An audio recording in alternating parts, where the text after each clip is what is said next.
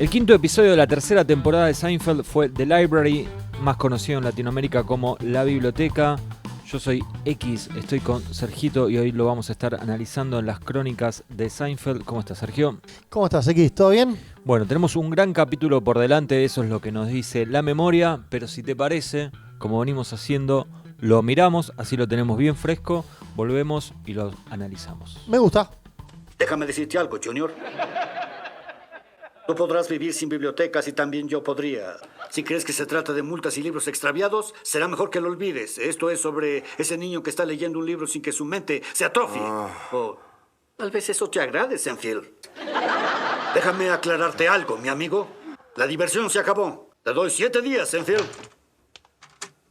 Una semana. Sergio, me contaron que como es un capítulo fuerte, un capítulo especial, un capítulo que lo queremos destacar, que lo preparamos un montón, hoy no vamos a tener una sinopsis, sino que vamos a tener dos. Vamos a tener dos sinopsis. Okay. Yo voy a tirar la primera, que es la de Netflix, que es la que yo venía leyendo. Es un capítulo bien preparado. Bueno. Y dice: un estricto detective de la biblioteca persigue a Jerry por un libro que no devolvió. George piensa que un indigente es un antiguo maestro que lo torturaba en la escuela. Y después tenemos otra más. Sí, que yo no voy a tirar nada, la vas a tirar vos. Dale. La librería pública se pone en contacto con Jerry para pedirle un libro que sacó en 1971, pero que nunca regresó. Él deberá enfrentar la ira de un malhumorado policía, el teniente Bookman. George vuelve a ir a clases de gimnasio a su escuela preparatoria. Nada, papelón. Es como que alguien miró pedacitos sin escuchar el capítulo. La primera parte de la sinopsis estaba bien. Después ya lo de George yendo de nuevo al gimnasio, no pasó nunca eso. Es de libre interpretación de imágenes hicieron. Volvimos a mirar The Library, la biblioteca, como decíamos antes. En la traducción del DVD, siempre errónea, dice la librería. Sí, no es eso. No es eso, es la biblioteca. Y decíamos que era un gran capítulo, así lo teníamos considerado. Lo volvimos a mirar, de hecho lo vimos 2 veces, porque así somos. Y confirmamos, es un gran episodio que creo que en cierta manera como que nos vuelve a traer a poner en boga, digamos, lo que fue el mayor peligro al que se enfrentó Jerry Seinfeld en estos primeros años. Ya había pasado alguna vez con todo el tema de la hacienda, la FIP, la cuestión esa tributaria, y ahora vuelve algo similar en forma de deudas, en este caso una deuda que él ni siquiera se acordaba. Tal vez un poco injusta. Sí, una deuda con la Biblioteca de Nueva York. Claro, que ya es bastante raro, ¿no? Pero bueno, había alquilado, ni siquiera alquilado, había retirado un libro en el año 71 y ahora, acá en los 90s, volvía para morderle los talones. Pero no es solo eso, es un capítulo donde vamos a conocer por primera vez un rincón del departamento de Jerry que no habíamos visto hasta ahora. Esto es muy para el fan. Sergio me está mirando con cara. No, te estaba mirando ¿por qué? Porque también teníamos, que me lo guardo para después, pero tenemos también la primera vez que vemos el interior del departamento de Kramer. Es verdad. Pensé que decías eso, pero acá a lo que te referís en particular es a un lugarcito donde había una biblioteca y ahora había una bicicleta. Y algo más había, ahora vamos a hablar de eso. Un capítulo con muchos flashbacks, un capítulo con diferentes puntos de vista y algunas fallas de la memoria. Sí. Porque los recuerdos son muy traicioneros. Y vamos a ver también a Kramer más sensible que nunca. ¿Sí? Pero bueno, todo esto... Y mucho más. Y mucho más. En un punto termina siendo casi anecdótico al lado de el gran foco de este episodio. Sí, casi que no lo estamos nombrando a propósito. Y sí, porque ahora hay que tirarlo, que es Bookman, ¿no? Sí. Es el tipo, el que se roba el show. Este es un episodio escrito por Larry Charles, no Larry David, el otro Larry, y dirigido por un nombre nuevo para la serie en aquella época, que era Joshua White. Joshua White era iluminador, tenía como shows de luces para gente como Janis Joplin, para Jimi Hendrix. Recitales. Para recitales, y terminó dirigiendo bastantes capítulos de series, incluso este de Seinfeld.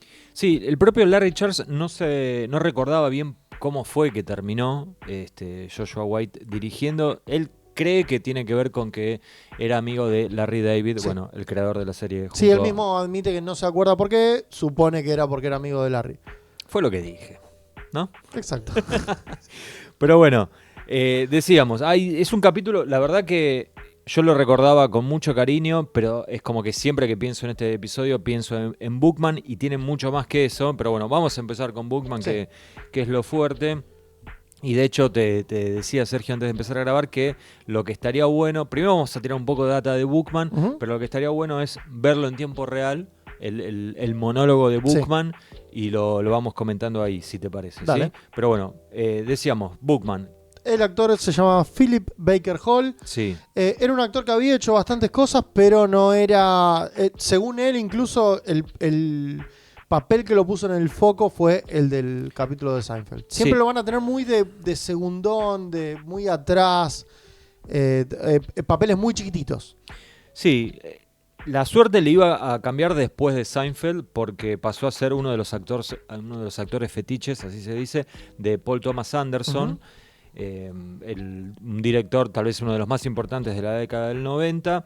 Él es Philip Baker Hall es el protagonista de Hard Eight, que fue la primera película de Paul Thomas Anderson. Después tuvo ya una película con un poco más de renombre como Boogie Nights. Y en Magnolia, tal vez una de las películas más emblemáticas de la década del 90, ahí también Philip Baker Hall estuvo actuando. Yo creo que ya, más allá de que es un gran actor, obviamente, se había convertido en un fetiche del director, ¿no? De Paul Thomas Anderson. Falleció en 2022. Sí. Bueno, ya era un tipo grande. Sí. De hecho, acá era grande. en Seinfeld ya lo ves y era un tipo grande. Y sabes que anoche había estado escuchando una entrevista que le habían hecho un poco antes de que fallezca, en donde él contaba cómo había sido la audición para la serie, ¿no? Y la recordaba con mucho cariño porque dice que fue la última vez que tuvo que audicionar. Bien. Como que a partir de ahí, yo calculo que sumado a las películas de Paul Thomas Anderson, ya se había ganado como una chapa que no tenía que ir a probarse. Yo nunca hice una audición, pero me imagino que debe ser un proceso. Debe ser horrible. No me lo Horrible. quiero ni imaginar. Que te tomen a prueba así, a mí me hace mal. Y además sabiendo que hay muchos candidatos para tu mismo papel, él dice que cuando llegó estaba lleno de gente que iba a probarse, porque todo el mundo quería estar en Seinfeld. Ya en esta época la serie había comenzado a ser bastante popular, entonces lo que dice es, yo fui, probé, se rieron todos, creí que había salido muy bien, pero me dijeron, te vamos a llamar cualquier cosa, tenemos que probar un montón de gente. Bueno, hasta que llegó a la casa demoró un poco, llegó a la casa y a la hora de estar en su casa suena el teléfono. Era su agente personal, Sí. diciéndole, te quieren a vos para... No me quiero imaginar la presión porque muchas veces el tema de la audición y el papel que ellos puedan conseguir, después generalmente los alimenta por años. Incluso si llegan a pegar una serie, es un trabajo fijo de por lo menos entre 5 y 10 años. Claro. Es un montón. Para un actor es un montón. Sí, acá lamentablemente, y de hecho esto lo menciona Larry Charles, que hoy lo estuvimos escuchando con Sergio, por el tipo de papel que era un policía que perseguía a gente que no había devuelto un libro que había sacado de una biblioteca pública,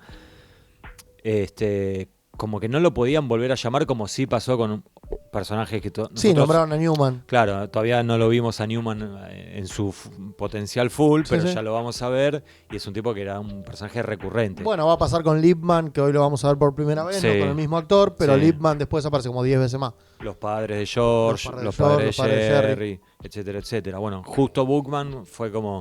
Y es medio una picardía, porque Sí. la verdad que el tipo la rompió toda, y que no lo pudieran llamar porque era... ¿Cómo hacemos para meter a un policía que persigue gente? Sí, era... Que la base estaba basada en un... Estuvo basado en una historia real, que el tipo que Larry Charles leyó en el diario de Sí. el último policía de bibliotecas de Nueva York que se estaba por retirar, que era un puesto que ya no existía más. Es que era rarísimo. Imagínate, ¿de qué trabajas? De perseguir gente que no devolvió Sí. libros. Una locura. Pero bueno, los libros son caros, ¿viste? Así que se entiende por un lado. ¿Te parece si hacemos un análisis paso a paso del discurso de Bookman? Me parece perfecto, era lo que habíamos prometido. Y es momento Perfecto. de cumplir. Así que vamos a ir escuchando el monólogo prácticamente del bibliotecario, ¿no? Ujú. De Bookman versus Jerry Seinfeld. Me alegra que esté aquí para aclarar las cosas. ¿Quiere un poco de té? ¿Tienes café? ¿Café? Sí, café. No, no tengo café, señor. No tienes café ni café instantáneo, ¿verdad? No, no tengo. No tienes café instantáneo. No, no lo bebo. ¿Quién no tiene café instantáneo? Yo no. Compra un bote de café, guárdalo en la alacena y olvídalo. Si lo necesitas, ahí está. Dura para siempre. Es deshidratado. ¿Entendiste? Empezó con todo, Bookman, ¿no? Largó con todo, sí. Con los tapones de punta, como solemos decir. Buena la voz de Jerry, doblada al latino. Es la misma de Fox Mulder. Sí. Mira. En una época, ¿viste? Sí, A veces las sí, viste que las cambiaban. Sí. La de Bookman está bien, respeta bastante. No, está bien. Por eso lo quería poner acá, porque lo había escuchado. En escenas eliminadas le iba a ofrecer más test entre los que estaba el Morning Thunder, que era el capítulo anterior. Habíamos hablado de ese té. Así que si no lo vieron o no lo escucharon, vayan a escuchar el episodio anterior de las Crónicas de Seinfeld y ahí hablamos de Morning Thunder. Vaya, voy a comprarlo. Sacaste ese libro en el 71. Sí, lo regresé en el 71. Sí, ese fue mi primer año en este empleo. Malo para las bibliotecas, malo para América. Hippies quemando las tarjetas. Abbie Hoffman diciendo que robaran libros. No juzgo a un hombre por lo largo del cabello, la música que oye. El rock nunca me gustó. Pero usa zapatos en la Biblioteca Pública de Nueva York, amigo. Mire, señor Bookman. Para mí, ahí es el primer momento. O sea, con esto me enamoró Bookman. Sí. Cuando le dice, no juzgo al hombre, o sea, al tipo que era alguien real, ¿no? Él está hablando de Abbie Hoffman, que fue un líder político hippie de los años 70, sí. Que tuvieron una especie de juicio muy importante en Estados Unidos porque se traicionaban entre ellos en los mitines de hippies y se vendían a la policía y a la derecha. Y Abbie Hoffman fue uno de los que vendió a sus compañeros. De hecho, en la película que se hace en 2011 sobre Abbie Hoffman, Bookman hace del juez que lo quiere mandar preso. O sea, no Bookman, obviamente. Sino... No, Philip Baker Hall. Claro. O sea, full circle. Full circle. Cerró ahí el círculo. No, pero decía, que dice, no los voy a juzgar por el largo de su cabello, ni por la música que escucha. Obviamente el rock nunca fue lo mío, pero sí. Si querés entrar, bueno, muy bueno. Y me acuerdo, o sea, hoy que ya tengo 30 años más que cuando lo vi en aquel momento, como que tiene más sentido que me enganche este tipo de personajes, pero me acuerdo de ser un adolescente y que me había atrapado este tipo, o sea, tenía algo que me cautivaba. Yo quiero ser polémico. Yo no me lo acordaba como un personaje que me guste, lo recordaba como un personaje que me incomodaba, sí. Pero las últimas veces que lo vi me encantó. Me acuerdo en su momento me incomodaba, esta vez no, esta vez me causó mucha gracia.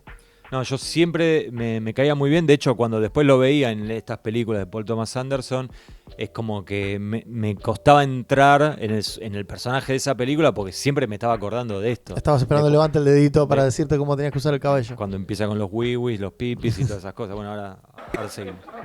Yo regresé ese libro, lo recuerdo claramente. Eres comediante, diviertes a la gente. Lo intento. ¿Crees que esto es una broma, no?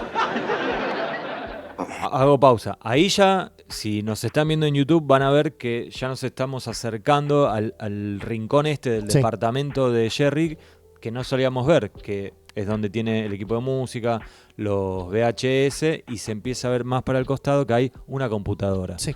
Que para la época, no todo el mundo tenía una computadora en la casa, ¿no? Bueno, hoy medio que tampoco, ¿no? Como que con el tema del celular y eso... Ya quedó obsoleta. Mucha gente tiene la laptop y la va guardando y sacando, pero las computadoras de escritorio son medio... Y es raro estar en un lugar y que haya dos computadoras de escritorio como acá, ¿no? Pero bueno, ¿no? Cosas que pasan. O como en casa, que la tengo en el comedor. Enchufada al televisor. Te vi en televisión, recuerdo tu nombre por mi lista y te busqué. Todo checó muy bien. ¿Crees que por ser una celebridad, la ley no te dará tu merecido? ¿Te crees más que la ley? ¡Claro que no! Déjame decirte algo, muchachito. Acá la traducción es muchachito, sí. En inglés es funny boy. Sí. Y todo el tiempo le va a estar diciendo así como cosas despectivas. Sobre la comedia. Claro. Y sobre su... Juventud. No, digo, el hecho de ser popular, tampoco es que era una figura de Nueva York. Pero él lo toma así, él lo agranda. Claro, como saliste una vez en la tele, ¿no? ¿Has visto el letrero? El que dice Biblioteca Pública de Nueva York puede no significar nada para ti, pero significa mucho para mí. Ella es todo para mí. Seguro, adelante, ríete si lo deseas. Conozco a los de tu tipo. Bueno, ahí a Jerry lo vemos reírse y se ríe de verdad. Y es algo que el propio Philip Baker Hall decía, y sí, Larry Charles también. Los dos decían que Jerry sí, que le costó mucho hacer esta escena, que la tuvieron que editar bastante porque no paraba de reírse. Encima el monólogo era largo, eran como 5 páginas de guión, Sí. dice el actor, ¿no? Y que era algo que no pasaba. Nunca le daban tanto texto a un personaje secundario que iba a estar una sola vez en la serie. ¿Viste? Lo noté, me llamó mucho la atención incluso que más allá de este momento, que yo pensé que era el grosso, tenga otros momentos de charla dentro del capítulo. Sí. A mí eso me sorprendió, no me lo acordaba tan charleta después. Y lo otro que tiene es que sí, decían que muchos de los cortes, que se fijen todas las veces que Jerry estaba de espalda, porque no, casi que ni podían usar las tomas que tenían de los dos juntos porque Jerry no paraba de reírse. Sí. ¿Y vos? ¿Burlándose siempre?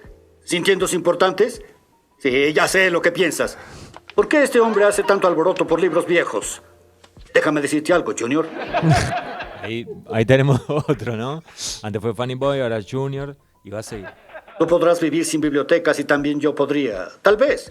Bueno, ya no podremos cambiar el mundo. Pero aquel niño, sentado abriendo un libro justo ahora en la mesa de la biblioteca local, encontrando una serie de pornografía y dibujos. En el gato y el sombrero y los 5 hermanos chinos. ¿No se merece algo mejor? Pues, Mira, si crees que se trata de multas y libros extraviados, será mejor que lo olvides. Esto es sobre ese niño que está leyendo un libro sin que su mente se atrofie. O tal vez eso te agrade, Senfield.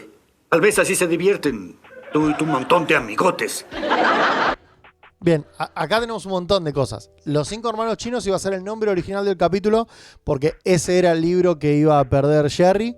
Después lo habían cambiado por The Library Card y después quedó en The Library. Pero a último momento cambiaron el título del libro. ¿Vos te parece bien el nombre o lo hubieras puesto, no sé, The Bookman, por ejemplo? O sea, el hombre libro. No, yo no lo hubiera puesto a la biblioteca porque me parece que no es ni siquiera un lugar tan importante dentro de la historia. Para mí, The Book Policeman o algo así, Algo así, me parece ¿no? que hubiera quedado mucho mejor. Sí. Sí. Porque los títulos siempre son como muy literales. Es muy literal, tipo la lapicera es la lapicera, Claro. el perro es el perro. Sí, sí. El policía de la librería me hubiera parecido genial. De la biblioteca, perdón. Y perdón, y acá dice, en un momento dice pornografía, pero en realidad dice los pipis y los wiwis. Es verdad, sí. Lo había pasado por alto. Déjame aclararte algo, mi amigo. La diversión se acabó. Te doy 7 días, Senfield. 1 semana. Y es un buen remate. Es un buen remate, es un buen momento. No esperás lo de atrás, para nada. Que lo de atrás es, para los que no están viendo Sí, en es YouTube, es la chica que trabajaba en la biblioteca, Sí. se había escabullido de su horario laboral y estaba tocándole la puerta al departamento de Kramer, Sí. teniendo una especie de... Un romance, una affair. Sí, una affair, eso, exactamente. 2 minutos 30 y pico dura el monólogo, Sí, aproximadamente. 2 minutos 2:34. 34. Sí, sí. No es el único monólogo que va a tener Bookman, que dicho sea de paso, una cosita. A mí siempre me llamó la atención esto de que en Estados Unidos veíamos muchos apellidos que los podés traducir y tienen un significado. Viste, vos acá tenés González, Hernández, lo que sea, no significan nada. Sí. Pero viste que allá tenés muchos, por ejemplo, Bookman, Sí. que sería hombre libro. Y es algo que a Kramer le llama mucho la atención, ¿no? Kramer tiene un momento de este episodio donde dice, el tipo que trabaja con los libros realmente se llama hombre libro, o sea, Bookman. Sí, sí. Y nada, me parece muy, muy gracioso. Y de hecho, él hace un chiste. Sí. Da un ejemplo. Un ejemplo muy cortito de que el señor que vende helado se llama el señor Cono. Y lo habían hecho también en Cono, el guión. Cucurucho, sí. En el guión estaba un poquito más largo de que el lechero se llama galón por el galón de leche. Claro. Pero sí, calculo que A mí- es sorprendente. A mí me gusta también. A mí hay uno que siempre me llamó la atención, me dio mucha risa, el apellido Dickman, Sí. que no lo voy a traducir. Pero curioso. Y somos todos Dickman, en teoría. En su gran mayoría. En igual su no gran tiene nada de mayoría. No dejamos a malo. nadie afuera. No No. es que haya nada malo con eso. No. Hablando de eso, me quedó otro detallito. Cuando vos decís 2 minutos 34 el monólogo, si lo pensás un poquito, es un 10% del capítulo. Es un montonazo. Es un montón. Sí, sí. Para un personaje secundario que después va a hablar un poquito más, es un montón. Pero no es el único monólogo que tiene Bookman. No. Tiene un segundo monólogo. Sí. Que gracias a un usuario de YouTube está también doblado al español latino. Así que, si te parece, Sergio, también lo podemos ir escuchando. Vamos a darle un poquito más porque me encanta. Es más breve, pero tiene sus momentos. Y en este caso, Bookman se enfrenta a la bibliotecaria y a Cosmo Kramer. ¿Cómo crees? Hola. Señor Bookman, Recuerdo cuando las bibliotecarias eran mayores, feas, discretas, sin atractivos. No conocíamos su vida privada. No queríamos saber nada de su vida privada. Ni tenían una vida privada. Eso me parece espectacular. Obviamente suma mucho cómo lo dice, Sí. ¿no? O sea, el rol del actor obviamente es fundamental, pero está muy bien escrito. No sabíamos nada de su vida privada, no queríamos saber nada de su vida privada y no tenía una vida privada. Es como que todo el tiempo va redoblando la apuesta. Cuando reflexiones, piensa en esto. La biblioteca cierra a las 5 sin excepciones. Última advertencia. ¿Entendió, muñequita? Él le dice como un nombre que es algo así como Muñequita Cupido, que eran unas muñecas que vendían en esa época. En la época de Bookman, no en la época de ellos, de los Claro, 80. claro. Son muñecas más viejas, de los años 60. Pero repite este modus operandi de él, ¿no? De al final, o sea, cuando cierra una oración, te tira algo que intenta hacer con una connotación negativa, ¿no? Sí, No enfatiza que él es más que vos. Claro, no es súper agresivo, pero siempre te está bajando el precio el tipo, ¿no? Y también hay un tercer monólogo, Sí. en este caso mucho más chico, y que acá el tópico serían los resentimientos. Sí, es el último, es muy bueno. Y en este caso es Bookman versus Jerry Seinfeld, la revancha sería. Bueno, espero que no haya resentimientos. Resentimientos. ¿Qué sabes de ellos? Ya esa pregunta es muy incómoda, ¿no? Si alguien te dice, ¿vos qué sabes de resentimiento? Ya empezás con el partido perdiendo. ¿Se te ha muerto un hombre en los brazos? ¿Has pasado hambre? ¿Cuál es su problema? Pongo pausa ahí, ¿ya? ¿Por Sí, qué? sí. O sea, es como que el tipo va de 0 a 100. Pero aparte, ¿cómo lo compara un tipo que es un policía de biblioteca? No es que se le murió un compañero policía. No. Lo peor que le puede haber pasado es que se rompió una portada Sí, de un sí. libro, se salió una página. ¿Has pasado hambre? ¿Cuál es su problema? Mi problema son tipos como tú. Ese es mi problema. Y no lo hagas de nuevo, Seinfeld, porque si lo haces, voy a perseguirte como un pájaro a la lombriz. Sí que rudo ese hombre. Le dice punks like you, le dice. Claro, vagos como vos, ¿no? Bueno, nada, espectacular Bookman, ¿eh? Sí, y no nos olvidemos que está basado en la serie Dragnet. Lo que decía Larry, Charles, era que todos ponían un poquito de las cosas que le gustaban en Seinfeld. Como Superman, como la serie de Abbott y Costello. Y él en particular ponía cosas de Dragnet, que era un policial, que me tomé el trabajo, de recién lo estuvimos mirando en YouTube, de los monólogos del protagonista de Dragnet. Y son iguales, loco, está re bien. Sí, yo no lo conocía. Jack Webb es Sí. el protagonista y la verdad que es un tono bastante similar. Obviamente No, lo subo un montón. Bookman está mucho más... bueno, es una sitcom, es otra cosa, ¿no? Está mucho más exagerado, por decirlo de alguna manera. Yo siempre pensé que la inspiración había sido el film noir, ¿no? O sea, estas películas de cine negro viejas, de detectives que siempre usaban sobre todo. Bueno, de hecho, Bookman lo vemos siempre con el sobre todo. Pero no, él hace mención a esta serie, ¿no? Dragnet. Bueno, pero habíamos dicho que este episodio no era solo los monólogos, no era solo Bookman, había más cosas.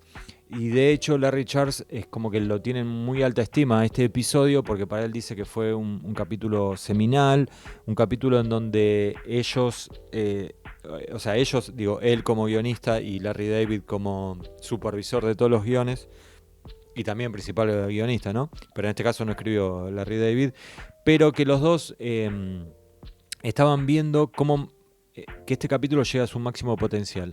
Y se dan cuenta que había algo que faltaba, entonces ahí fue que empezaron a pensar seriamente, bueno, cómo podían unir las líneas narrativas, de las diferentes líneas narrativas que tiene este guión. Y yo lo que le decía a Sergio es que es raro porque ya vimos capítulos anteriores donde se empiezan a mezclar las cosas. Lo que pasa que seguramente, no, o sea, el hecho de que este sea el quinto capítulo no quiere decir que fue el quinto capítulo en ser escrito. Tal cual. Seguramente lo tenían de antes y bueno, ahora finalmente se realizó. Y dice que les estaba costando mucho, entonces salieron a caminar, se fueron a una montaña que estaba a 2 cuadras del set donde escribían.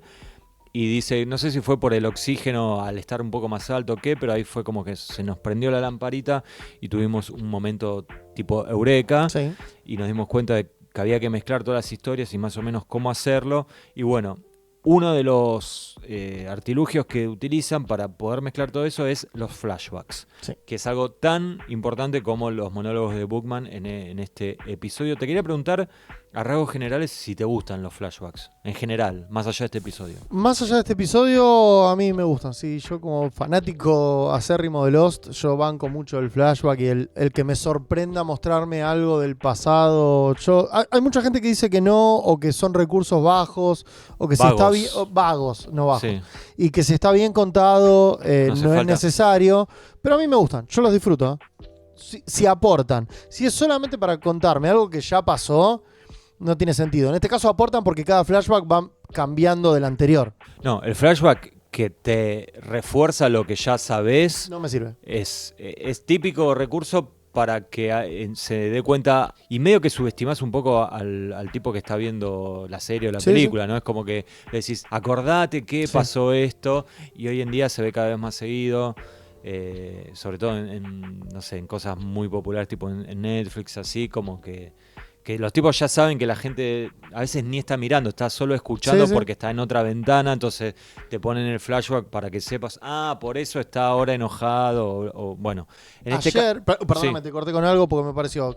Ayer vi algo que hicieron en Star Wars exactamente como en este capítulo, que te muestran el mismo flashback 3 veces y cada uno que te lo cuenta le va agregando como un poquito de información y eso me pareció excelente. Eso está bueno. El momento en que o las personas se acuerdan cosas distintas, como pasó en este capítulo, o el momento donde el protagonista te está contando, sí, yo fui re valiente y cagué a trompadas a todos, y en realidad vos ves en el flashback que el chabón se está acobardando y no está haciendo lo que cuenta, me fascina. No, eso sí, es un recurso que tiene bastantes vertientes. De hecho, me estaba acordando en X-Files, por ejemplo, está el capítulo Bad Blood, donde los dos protagonistas, Mulder y Scully, cuentan la misma historia, pero desde dos puntos de vista completamente distintos. Es muy gracioso, obviamente tiene que estar bien escrito, pero ya digamos de base es un recurso interesante. Y que se le puede ir dando muchas vueltas bien usado, es tuerca. Un descontrol, a mí me encanta. Acá es curioso porque esto es una sitcom, los capítulos duraban 21 minutos o 22 máximo y no se solían hacer todas estas cosas. Por eso yo creo que Larry Charles también lo considera también, porque él dice, por ejemplo, bueno, yo quería... la frase exacta es, quería expandir el vocabulario visual de la serie. Entonces acudía a los flashbacks, que era algo que no se solía usar, y por ejemplo vemos a George Costanza y a Jerry con pelucas que son como muy exageradas, y tanto Sergio como a mí nos parecía que eso era lo gracioso. Sin embargo, él estaba como medio enojado. Mirá, Larry Charles lo que contaba era esto. Ellos tenían, por cada capítulo, tenían el Whip of the Week, que es como el llanto semanal. Claro. Entonces, hablaban de qué no les había gustado del capítulo de la semana pasada, y a muchos podía ser, no sé, la actuación de tal momento, tal falta en la charla. Pero para él esto no solo había sido el Whip of the Week, sino que había sido el Regret of the Year. O sea, de lo que más se arrepentía de todo el año. Claro. Es como que tenían esta manera de poner los errores de la serie, o lo que para ellos eran errores, porque, como te digo, a X y a mí creo que nos pareció más gracioso. Sí, yo siempre pensé, y te juro que hasta hace un rato consideraba que ese era el chiste. Claro. Realmente era, o sea, bueno, vamos a poner una peluca a George que no sea creíble, que sea exagerada y aparece casi en la versión Valderrama, ¿no? Con el afro. Y lo que dice Larry Charles es todo lo contrario. Larry Charles dice que querían crear un verosímil. Claro. Para mí es una locura. Voy a traer una serie a colación que es Friends, cuando hacen el capítulo de flashback de ellos jóvenes y están como tan mal maquillados o graciosos, para mí queda bien. Claro. Y no fue muchos años después. O como pasó en la serie inglesa Singles, que lo que hacían era un uso del flashback en pantalla partida. En una pantalla vos tenías todo lo que había pasado una hora antes y en la otra estabas viendo todo lo que estaba pasando en el presente. Me parece que a eso iba con lo de que el flashback tiene un montón de aristas que lo hacen re útil para la narrativa, si no haces solamente recordar algo que ya dijiste. Eso para mí no tiene sentido. Pero después, usarlo con estas cosas, me encanta. Banco el flashback. Bueno, yo creo que hay un mejor uso todavía del flashback. Dale. Te voy a redoblar la apuesta. Es tal vez en el mejor episodio del revival de X-Files, la última temporada hasta el momento, la temporada 11, escrito por Darin Morgan. Un episodio donde a través de flashbacks te empiezan a mostrar al personaje que está narrando el episodio siendo partícipe de escenas históricas de la serie. Por ejemplo, algo que había pasado, no sé, en el tercer capítulo, Sí. que Mulder mete preso a un villano y aparece él por el fondo caminando. Quiero ver ese capítulo Y ahora. bueno, el arte perdido del sudor en la frente se llama el capítulo. Y además empiezan a jugar con, el tipo habla de el efecto Mengele. Y Mulder le dice, no, el efecto Mandela. Y ahí como que se genera. No. ¿Y por qué lo traigo a colación? Porque en este capítulo, salvando las distancias, pasa algo similar Sí. con qué libro era el que había sacado Sherry, Sí. que se lo había dado a George y no sé qué. ¿Cómo estaba vestida la chica o qué comía? Cómo estaba vestida la chica y por eso, viste, yo te decía, efecto Mengele, efecto Mandela, obviamente es Mandela, Ujú. ¿no? Y acá estábamos todo el tiempo con el trópico de Cáncer y no, parece que era trópico de Capricornio. Claro. Y se genera esa duda. Y es algo que hoy capaz que lo ves y decís, bueno, che, tampoco reinventaron la rueda. No, pero en esa época no existía. Y era una época donde todavía las cosas eran muy acartonadas. De hecho, el episodio termina con un plano de un homeless en la calle gritando. Y Larry Charles dice, bueno, es algo que no, o sea, nunca se mostraba un tipo en situación de calle en una sitcom. Porque Sí. la sitcom es para, vamos a divertirnos, pasarla bien. Sí, sí. O en todo caso tengamos un momento de ternura. Pero no de, mira, hay gente que vive en la calle, hay gente que Sí. no tiene casa. Bueno, que es una obviedad, pero Sí, sí. bueno, Bueno, también no se mostraba. jugaba mucho durante toda la serie con gente con enfermedades, que tampoco se solía jugar en una sitcom obvio. con eso. No, para nada. Gente Enfermedades graves. al sí, borde sí. de la muerte, claro, sí, sí. Lo cual, todo esto, bueno, recién decíamos, ¿no? Lo del el homeless es Heyman, que era un antiguo profesor de gimnasia de Jerry y de George. Ujú. Un personaje bastante desagradable, pero que tenía algo gracioso y era que en vez de decir George Constanza, le decía Constanza, que Claro. la traducción sería no puedo soportarte, Ujú. ¿no? Y lo volvía loco.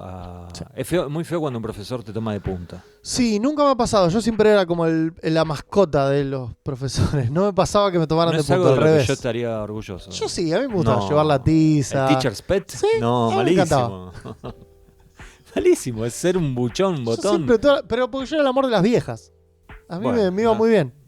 Bueno, acá estamos hablando igual de un profesor de Sí. gimnasia que es gente un poco más ruda además y que yo he tenido un profesor de gimnasia que, por ejemplo, te daba vía libre a que tus compañeros te podían utilizar violencia física. No, acá no. Era mi mejor amigo, mi profesor de gimnasia, Gustavo. Le mandamos un abrazo. Nos estará escuchando, seguramente, seguro que sí. Me lo cruzo en el jumbo. ¿En serio? Estoy mintiendo. Bueno, le podés pasar el. Todavía me el saluda. podcast, le mandamos un saludo a Gustavo. Pero bueno, Heyman no era como Gustavo, No, sino que nada que ver. era bastante más malo. Y le hacía algo que es muy de los Yankees, ¿no? El wedgie. Ujú. Que eso no existe. En No, Argentina. calzón chino le ponen los Simpson a veces. Pero en Argentina vos sabés que a alguien le hayan hecho el wedgie. Nunca en la vida. Nunca en la vida. Acá te hacen chiflar. Que Claro, es peor. Es peor. Me había olvidado de eso. Qué lejos quedó la secundaria, ¿no? Gracias a Dios. Sí, sí. Por esto sí. Pero bueno, el wedgie básicamente es que te estiren la ropa interior, Ujú. entonces se te mete Sí. ahí donde no da el sol, como Ujú. dicen también los yankees. Y hay un momento muy gracioso porque esto se lo cuentan a Elaine. Elaine Sí. como que queda medio sorprendida, como dice, ay, qué desastre los varones. Ujú. Y le dicen, bueno, ¿y ustedes qué hacen? Y tira para mí uno de los mejores momentos, una de las frases más graciosas Sí. del capítulo, que Elaine dice, no, las mujeres hacemos algo distinto, nos burlamos de otra hasta que desarrolle un desorden alimenticio. Sí, es fuerte para una Que comedia es de mucho época. peor. Sí. Claro, obvio, sí, sí. Sí, de hecho, yo creo que desorden alimenticio ni se hablaba. Se No. hablaba de bulimia y anorexia. Sí. Incluso en la traducción dice anorexia, Y no que dice desorden alimenticio. Claro, eran como desórdenes como muy... Estigmatizantes. sí, como que la gente los escondía, nadie no quería, no decía, ay, no, sí, soy bulímica, jaja, no. Y tiene una plantada de semilla atómica A ver, yo tengo cuando una- dice que, bueno, pero peor que te hagan un wedgie, era un wedgie atómico. Ah, sí. Que es que el calzón te lo pasen por arriba de la cabeza y lo cuentan como un comentario al pasar. Casi pistola de Chekhov. Sí, por eso te digo, es una plantada de semilla. Bien. Bueno, ¿y por qué es una planta de semilla? Porque a medida que avanza el capítulo nos damos cuenta de que George es el origen de todo lo malo, ¿no? Porque todo este problema que tiene Jerry de que ahora tiene que pagar por un libro que sacó en el año 1971, imagínate desde el 71 hasta el 90 y pico, o sea, todo el tiempo que pasó, bueno, todo es porque él le había dado el libro a George para que George lo lea y lo devuelva a la biblioteca, pero George no lo hace. Es verdad que no lo hace no a propósito, sino porque como es víctima de este Wedgie, se le cae el libro y se olvida. El libro se cae, queda escondido, él se olvida, porque imagínate la situación ahí con el tipo haciéndote el Wedgie. Pero que bueno, de hecho, perdón, no sé si lo dijimos. Dijimos que lo echaron al profesor por hacerle el wedgie a George. no lo habíamos dicho, pero es muy importante. George lo buchonea y por eso él se queda en la calle porque lo echan porque George va a buchonearlo. De hecho, Kramer le dice como, al final era medio buchón y él le dice que no. Bueno, mi profesor que te dije de educación física, que habilitaba que haya violencia entre los alumnos, hizo eso con un compañero, se nos fue la mano tal vez con esto. Qué fuerte. Se fue a quejar y no lo vimos nunca más a ese profesor de gimnasia. ¿Posta? Sí, lo bueno es que después no lo vi como homeless en la calle. Te iba a decir, No. ¿pasaste por alguna biblioteca? Porque capaz que está en la biblioteca.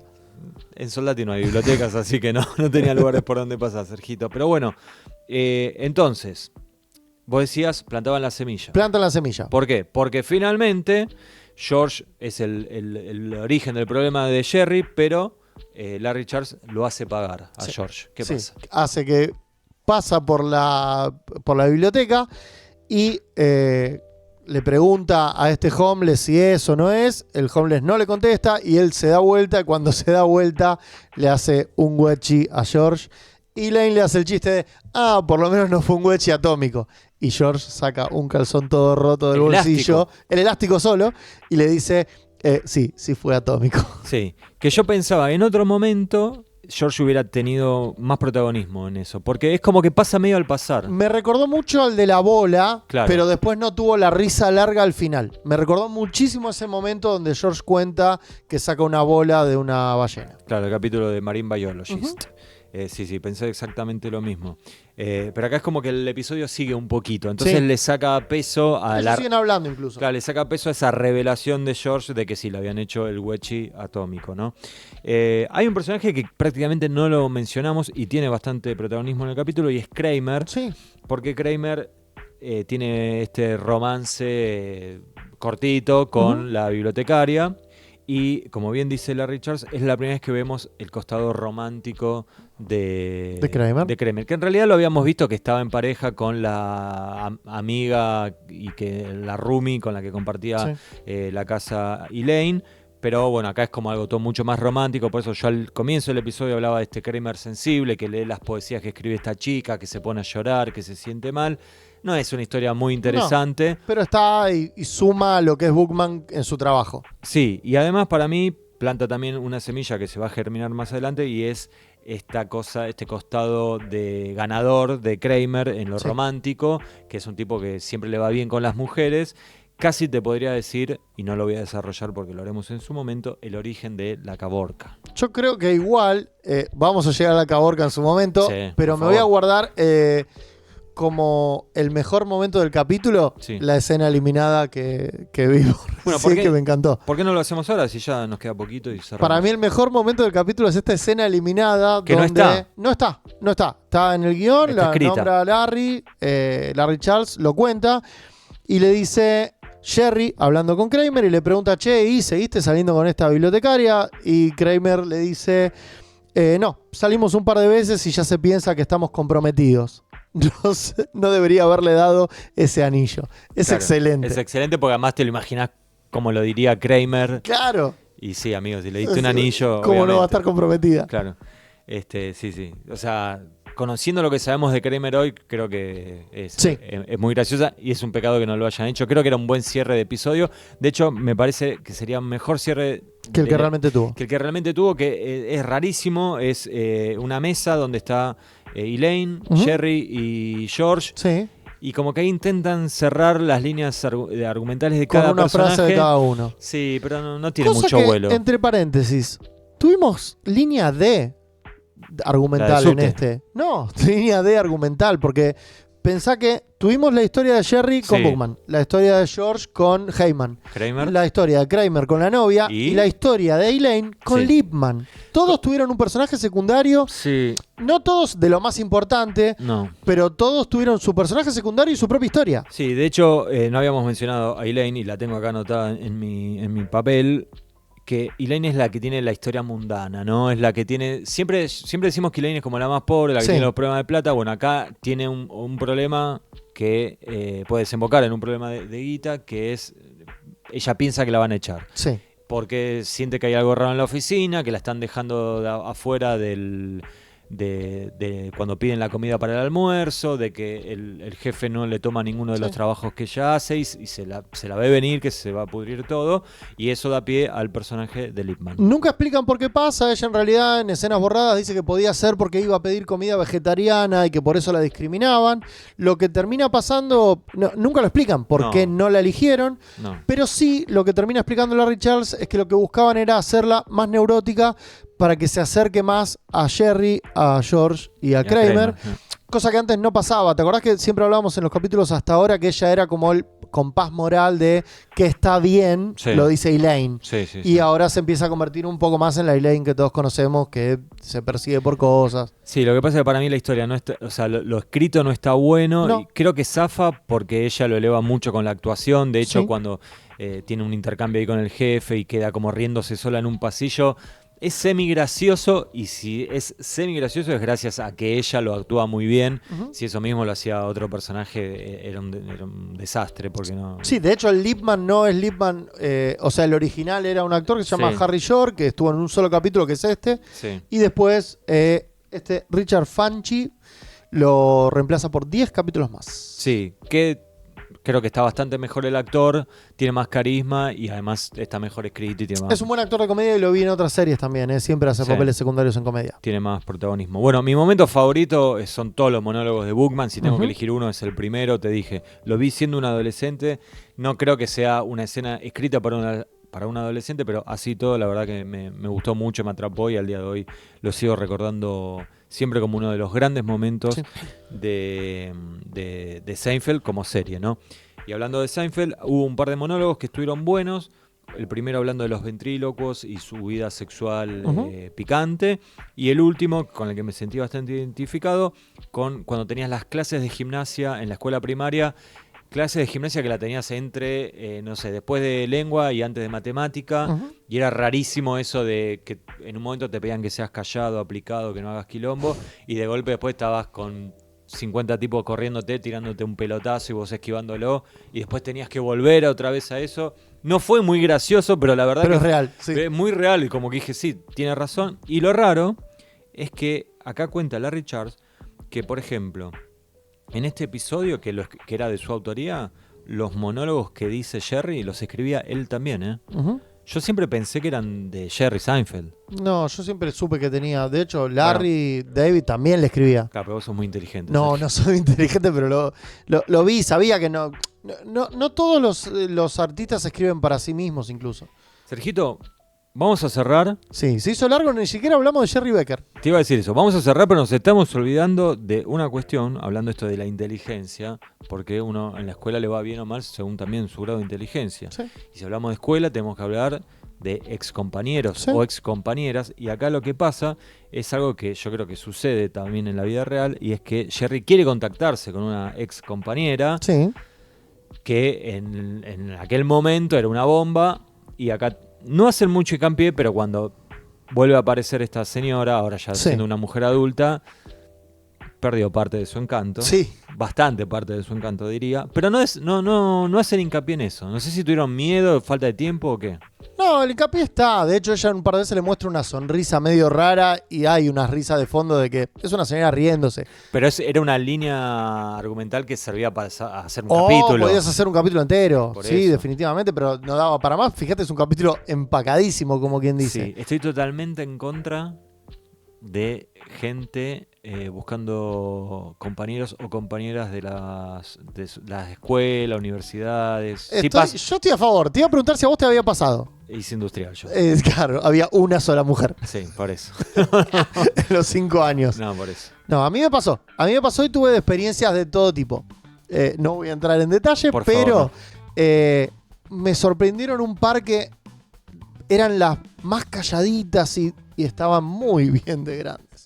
Muy bien, te estoy hablando cuarentón, que es mi edad. Estaban muy bien. ¿Esto va a salir al aire todo? No lo esperaba, es un comentario nada más. Yo no me voy a hacer cargo de nada que No. pueda... Cualquier complicación que pueda traer esto. Si no Legales. sale más el podcast, no es culpa mía. Vamos a cerrar acá. Cerremos. Gran episodio y se viene un mega clásico. Así que estén atentos y atentas. Porque yo creo que viene uno de los momentos más altos de la serie. Si no nos damos el gusto de grabarlo en un estacionamiento, pegan el palo. Upa.